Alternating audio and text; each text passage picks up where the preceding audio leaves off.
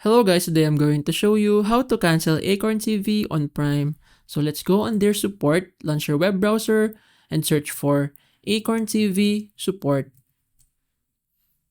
Click on the first link, and then on the search bar, find for Amazon Prime. Press enter, and then here, you will see how do I manage or cancel my Acorn TV subscription if you signed up through the Amazon Fire TV app, or you can cancel an Amazon Prime channel add-on using the web browser. So here are the 3 main steps. First, go to your Manage Your Prime Video Channels. Click on that link. Once you click on that link, make sure to sign in here. It will redirect you to the Prime Video Channels.